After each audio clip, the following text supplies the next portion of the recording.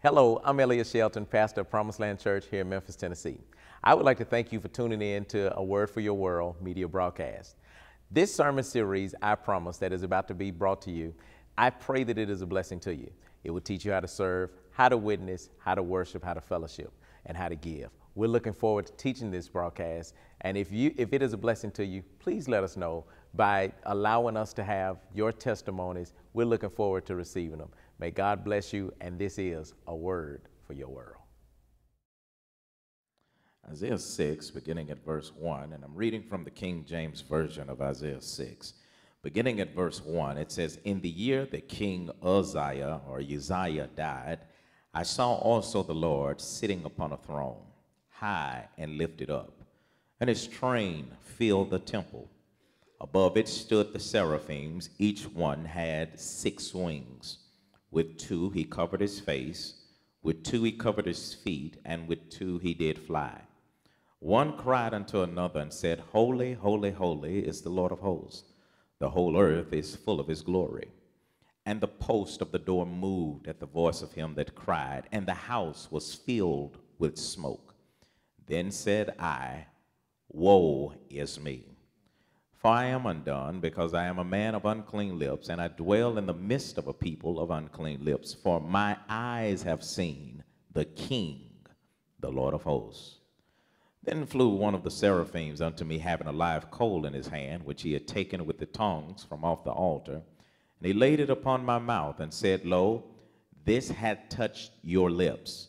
Your sin or iniquity is taken away, and your sin purged. Also I heard the voice of the Lord saying, Whom shall I send? Who will go for us? Then said I, Here am I, send me." I want to stop reading right there. I'm preaching all of Isaiah 6. If you're not too mean, just look at someone that does not look as good as you and say, Our pastor is going to teach to us what ought to happen when you go to church.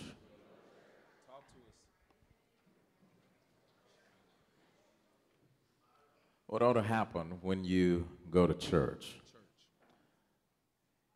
Here's the thesis, what this sermon is about in one short sentence. When the glory of God is present, worship and praise should be present. When the glory of God is present, worship and praise should be present. The book of Isaiah, some have aligned it to be a mini Bible, for there are 66 chapters in the book of Isaiah, and then there are 66 books in the Bible. The book of Isaiah is divided into 2 divisions, like our Bible is divided into 2 divisions. You've got Isaiah chapter 1 to chapters 40, and then you got chapters 41 to chapters 66. In the Bible, you have 39 books in the Old Testament, and then you have 27 books in the New Testament. And it allows us to see the correlation of Isaiah as well as it relates to our King James Version of the Bible. The book of Isaiah is an intriguing book because Isaiah is a prophet to Jerusalem, and God has given him the authority to be the one that has insight, to be able to see into things as to what is about to happen. And Isaiah 6 allows us to see the transformation process of how God spoke or touched Isaiah's life and how Isaiah's life is never the same. It allows us to see that Isaiah in chapter 6, God shows him a vision or a view or a glimpse of himself in which God allows Isaiah to have intimate details as to what goes on, not just in the holies of holies or the temple, but also what goes on in heaven. And in the book of Isaiah, chapter 6, it allows us to see some helpful suggestions as to what ought to happen when we come to church. Because I know in our 21st centuryism of church, church has taken on a connotation that is altogether different than what it should have been designed for. We come to church to rub God as a genie, to get some new clothes, new cash, new cribs, new cars. But that is not what God is about. That is not the sum totals or the essence of God. The essence of God is the splendor or the glory of God. And when we look at the splendor and the glory of God, we understand that church is not so much as it is about us as it is about Him. Because when we come to the house of God, we come to worship and to praise His name.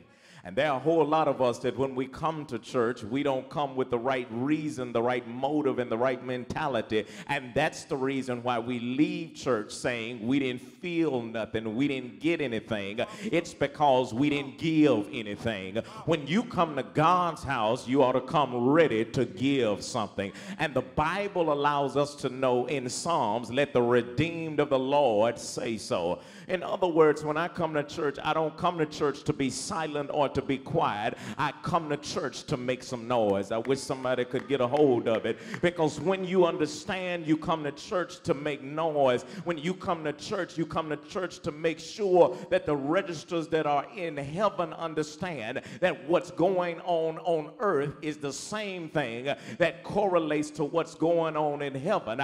I want God to show up not only in heaven, but I need God to also show up on earth. And the Bible allows us to know in Isaiah 6, it says in verse 1, in the year that King Uzziah dies. And that's where I want to take off and begin, because Uzziah, according to 2 Chronicles chapter 26, was the second best king that Israel had in monarchy. Watch what happens. The Bible allows us to know that Solomon in all of his splendor would have been the first king.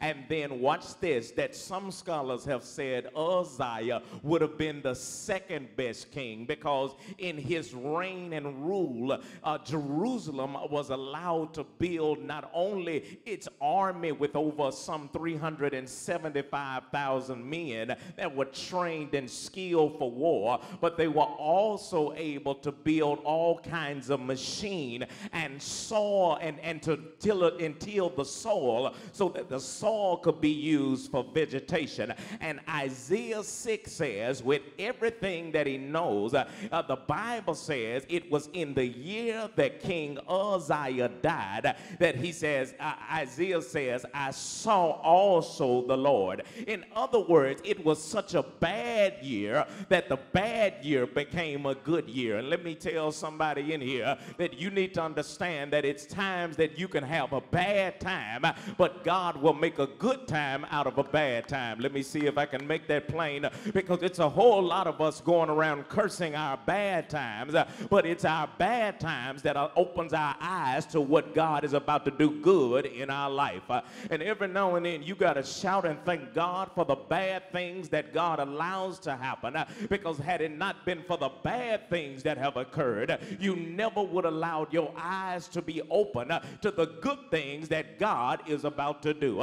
I'm talking to somebody right here that that's been sulking about the bad things, that you're missing out on the good things, because God allows Uzziah to die. But notice what happened. Isaiah sees the Lord. And I need to tell somebody in here that you need to know that seeing God is on a altogether different level than anything you could have ever imagined. And the first thing you need to know, if you're going to come to church, the first thing that ought to happen when you go to church, there ought to be revelation. Shout revelation. There ought to be revelation as to who God is. And the Bible allows us to know that Uzziah is dead. But notice under revelation, Uzziah has Isaiah's attention. But notice Isaiah no longer has Uzziah's attention. And notice what occurs when you are at a point that you think you can't make it without some people. Just allow God to remove some folk out of your life and watch you keep on breathing, watch you keep on living, it's some folk around you that, to be truthful, they are hindering you and holding you back. But notice what God knows how to do. God knows how to remove some people out of your life. And the words of Tony Braxton, you can't live, you can't breathe without him or her in your life. But you got to know that God will allow you to continue on. Is there anybody in here that know you gonna make it? Look at somebody, tell them, I'm gonna make it. I'm gonna make it. Everything is gonna be all right. I'm gonna make it, because Uzziah no longer has me. And all of us have had some Uzziahs in our life. We've had some people, some things in our lives that had us, and it had us to the point that we couldn't see the Lord. And is there anybody in here that know that when you miss out on God, you miss out on everything? And notice what happens. Not only can you survive, but you can also see, because it's the first time that Isaiah sees the Lord. That's what the text says.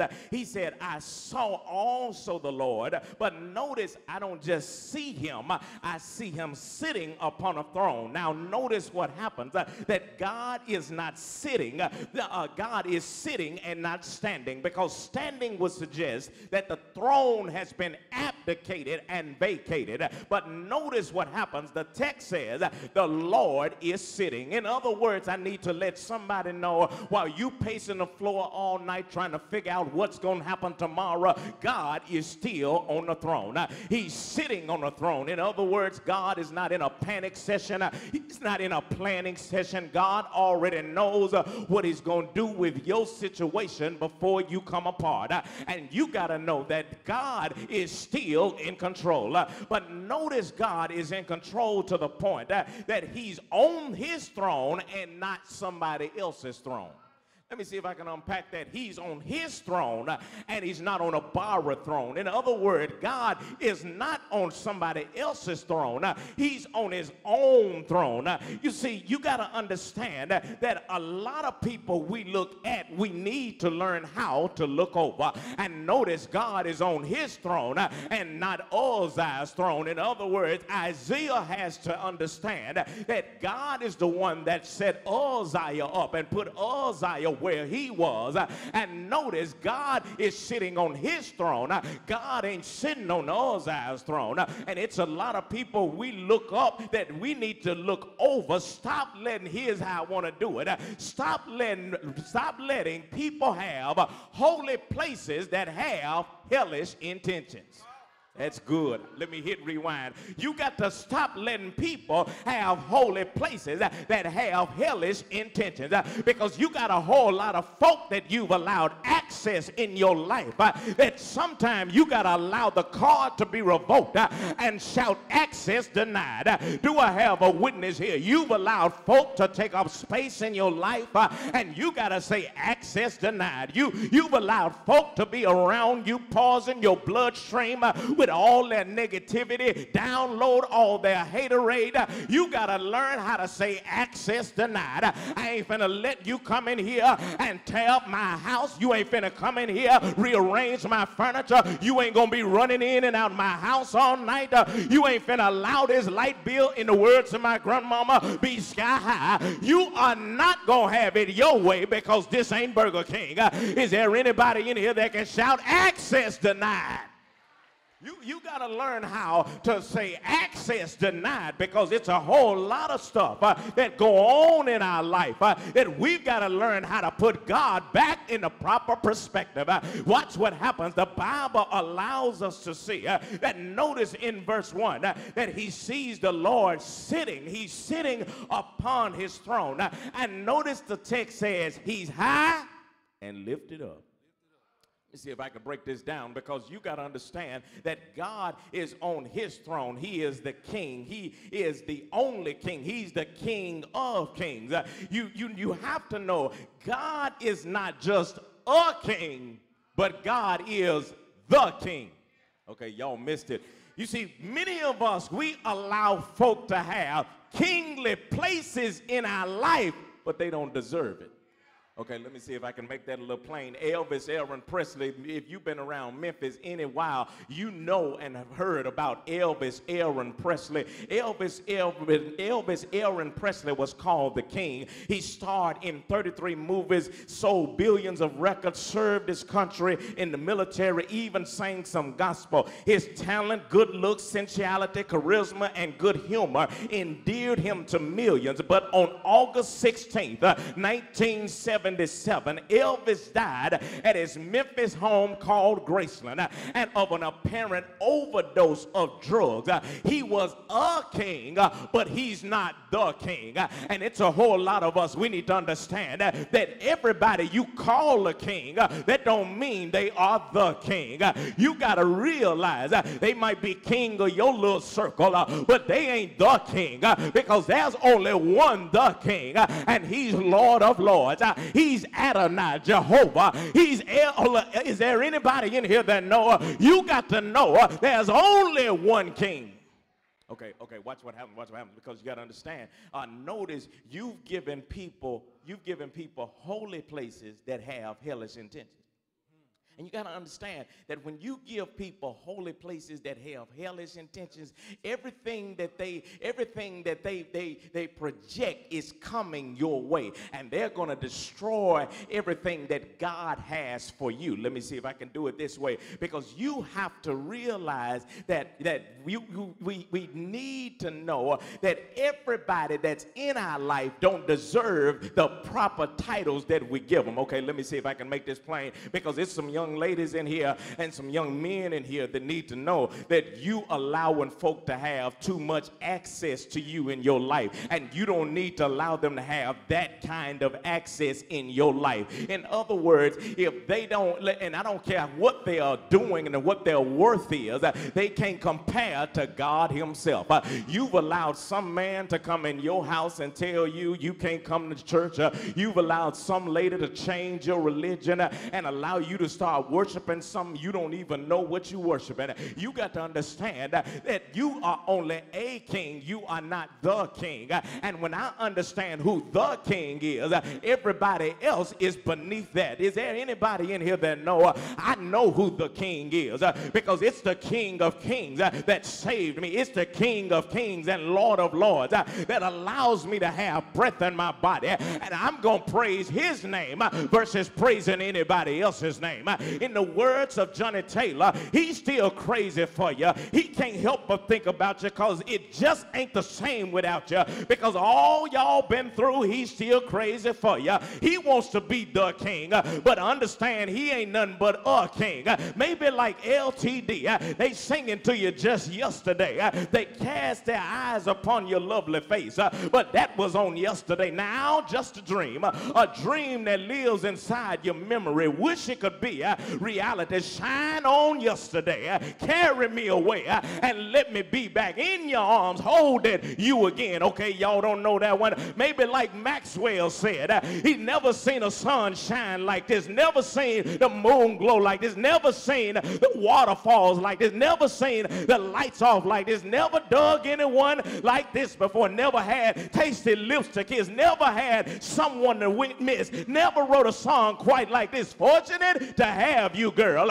and he's singing it to you real well, but at the end of the night, you got to realize he ain't the king, he's just a king. And it's a whole lot of us need to know who the king really is. Okay, let me move on. You got to understand, he's high. Shout high. Bible says he's on upon the throne and he's high. He's so high. Grandmama said it this way. He's so high you can't get over him. So wide you can't get around him. So low you can't get under him. David said, if I take the wings of a dove and fly to the uttermost parts of the world, he's already there. Isaiah 66 verse 1 said, the heaven is his throne. Earth is his footstool. And you got to understand, there's a definite article that has to agree in gender and number, and what he's saying is there's only one heaven and one earth, and he occupies them all and everything that's in between. And we need to understand when you got the kind of king that occupies heaven and earth, you got the real thing. Okay, text says he's high. Shout high. But then it also says, notice he's lifted up. Shout lifted up. Now the term lifted up, God is so consumed with himself that he made us to be consumed with him. In other words, we were made to praise God. The term lifted up comes from this word NASA, N-A-S-A. NASA comes from our word NASA, which literally means to lift off and to carry away. Now notice what happens. He's so high and lifted up that he allows us to get caught up with him. And notice when you get caught up with him, the Bible allows us to know that the minuscule mundane stuff of life, it don't consume you anymore. In other words, Memphis like gas and water, and the kids stuff at school, it becomes minute and minuscule. I ain't got to worry about whether you like me or whether you don't, because that's minuscule. You got to understand, when you're lifted up in God, it don't matter what kind of car you drive. If you got to put a screwdriver in, if you got to get in the passenger side, crawl over to the driver's side, that's all right, because I understand everything is all right. Is there anybody in here that know he's high and lifted up? Okay, watch what happened. He said he's high and he's lifted up. But notice the text says, he says he's sitting upon a throne, high and lifted up. And notice it says his train filled the temple. Let me see if I can do this. When you look at the word train, and I like this word train because the term train comes from this word which basically means an edge. It means not all of him, but just an edge. It's just a glimpse of him. In other words, I don't have all of him, but notice the train says I've got an edge of him. In the vision that Isaiah has, that God gives him transportation from earth to heaven and allows him to see what goes on in heaven, the Bible says that Isaiah says, look, all I see is just a train. I see his train. His train is filling the temple, just an edge of him. All I got is just a little piece of him. I don't have all of him. I just got a little piece of him. And that's why he was able to tell Moses. He says, Moses, when Moses asked, Lord, I want to see you. I need to have an intimate, involved relationship with you. I don't want anybody to know about the intimate details of you and I. And Moses, who had been to the top of Mount Sinai, received the commandments, come down and broke the tablets. Remember what God does in the intimate relationship of Moses and God. He says, he says, I can't allow you to see all of me. He says, but I'm going to allow you to see a little piece of me. I'm going to give you a glimpse or an edge of me. In other words, what I'm going to do is I'm going to put you in a cleft of a rock, and then I'm going to allow my hand, to hide you and cover you. He said, and when you see me, you're only going to see the back parts of me. You're not going to see all of me, but you're going to see a residue of my Shekinah glory. Let me see if I can help somebody out, because I don't need to see all of God. If I can just get a piece, a glimpse of God, that's all I need. And notice what happens. Isaiah says, all I got was just a little part of God, and this train, it filled the temple. Notice what happened. That term filled, it simply simply means to cram. It simply means to take over or overtake. Notice what happens in the confines of the text. He says, I see God. I see him high and lifted up. But notice something else. I see just a little edge or a piece of him. And the piece that I see is good enough to fill not only the temple, but it also fills me. I need to tell somebody in here that the reason why folk are popping pills to go to sleep and drinking stuff to stay awake, and the reason why you're taking stuff to anesthetize your pain is because you hadn't had an encounter with God. Because when you have an encounter with God, you'll understand one thing, that all I need is just a glimpse of God, just a piece of God, and that's all I need. If I don't get a new car this new model year, that's fine. If I don't get a new house with new leather furniture, that's fine. If I don't get the latest PlayStation 4, that's fine. If I don't get the latest Jordans, that's cool with me. If I don't get nothing for Christmas or my birthday, that's all right, because I got peace within because of what happened above. And notice what happens. I've got the power of God on my life, and the power of God moves in such a way that his power says that's all you need. I need to tell somebody that when you have God, you have everything you need. You don't need a man or woman to make you complete. You don't need somebody to wake you up, look you in the eye, and blow their dirty breath on you. Only thing you need is God all by himself. Am I talking to anybody that knows if I got God, that's all I need? I got God, and that does it for me. And notice what happens. The text says all I got is just an edge, a piece of him, and it's filling up the whole church. Okay, watch what happens. You got to understand. Notice when the Bible allows us to know he fills the temple. Notice the text allows us to see that that's revelation. Shout revelation. But notice I see something else, because we've got to understand that when you...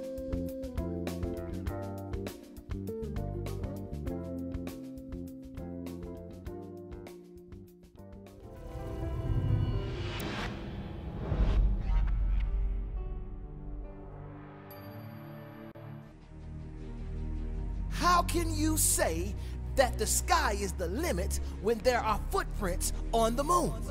The Bible said I can do all things through Christ that strengthens me. And with God, all things are possible.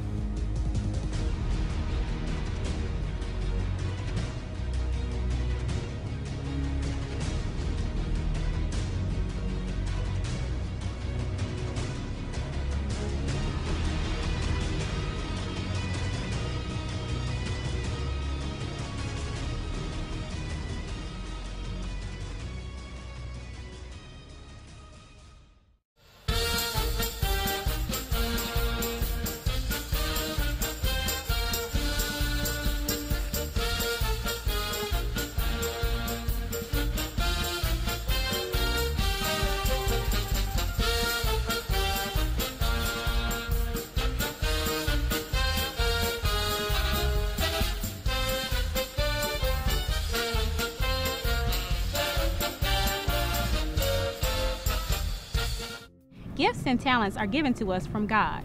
Use your gifts and talents to edify the body of Christ. God chose you because he loves you. We're so excited about your future. Have a blessed day.